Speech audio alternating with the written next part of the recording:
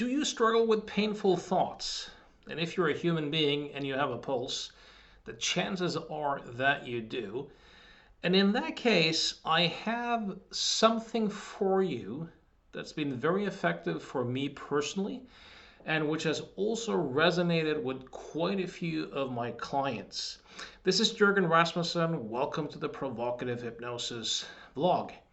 So, one thing that makes thoughts painful in a sense or seemingly troublesome is that they seem to be in our heads. So the common perception is that there's a world out there which is separate from me, and then I'm in here, located behind the eyes usually, and the thoughts are in here. So that makes it seem as if the thoughts are me. And this is one reason why what we perceive, the stuff that we see and hear and sense externally, hardly seems to bother us as much as what we think and feel internally, because that seems to be us in a different way. So a big part of this is that thoughts seem to be in the head and therefore seem to be us. But this is a trick of the mind. Thoughts are not actually, well, experientially speaking, thoughts are not in the head, they're in the open space of awareness or consciousness, right? So one way you can do this is to just imagine that you don't have a head. Might sound a little bit strange, but just imagine that you don't have a head. So where your head was supposed to be, there's just the world or just consciousness, essentially. And then be aware of the room. So as you imagine not having a head, notice that the room that you're in, notice that there are various objects in the room. Maybe you see a window, maybe you see a computer screen, maybe you see a painting on the wall. These are all in the room, and notice that the thoughts that emerge, whether it's internal dialogue or visual imagery, is also in the room. The thoughts, experientially speaking, whether they're visual or auditory, are in the room in the same way that your perceptions are in the room. So here's an experiment you can do. I would encourage you to just experiment with thinking some thoughts that you normally find distressing, get into them a little bit, and then rate them on a scale from 0 to 10. 10, terribly distressing. 0, not at all. Where are you on the scale? So whether it's a particular train of thought or a particular memory or some future imagining, just kind of imagine it or think it and notice how stressful it is. Then once you've done that, imagine not having a head, so that where your head was supposed to be, there's just the world. And keep the room as context, meaning be aware of the room at all times and just start noticing objects in the room, the chair, the painting, the computer screen, and then notice that the thoughts, whether they are internal dialogue or visual imagery, are also in the room. They're just one object out of many. The trick is to keep the room as context when you do this, and to have the realization that the thoughts are actually in the open space of awareness, in the room, so to speak.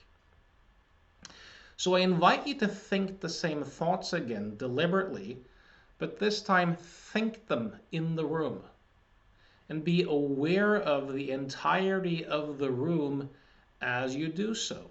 The exact same thoughts. And if you're like most people, this is remarkably different. They no longer look like you, and they no longer have the same emotional impact.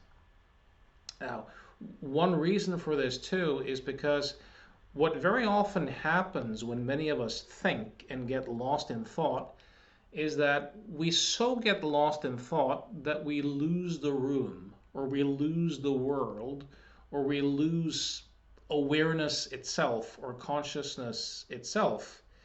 And as a result of that, what we think seems so compelling and so real and so true and so like me in a sense. It's a bit like if you ever driven your car to work and you arrive at work or you arrive home and you suddenly think, I can't remember anything from the car trip. Obviously, I drove here, but I kind of lost the world for a while.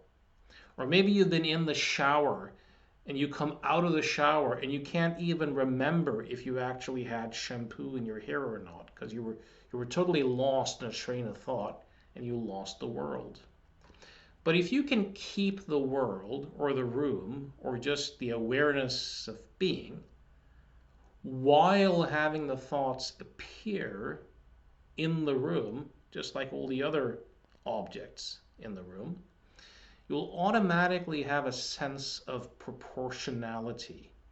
You'll have a sense of perspective.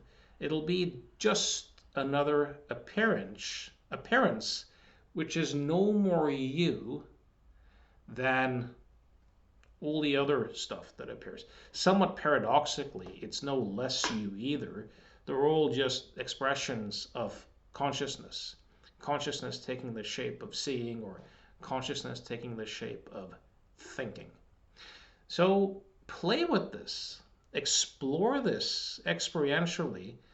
And as I said, it's been very useful for me personally. It's been quite useful for many of my clients. I'd love to hear what you get from this simple exercise.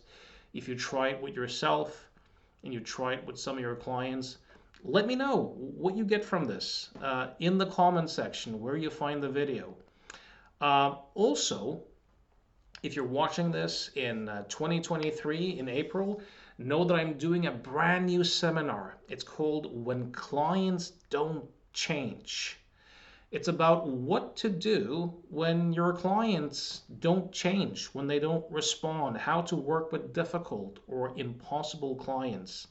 The 8 first years of my career were spent running a impossibles practice where I worked with people who had not succeeded in traditional therapy and offered a no change, no pay policy.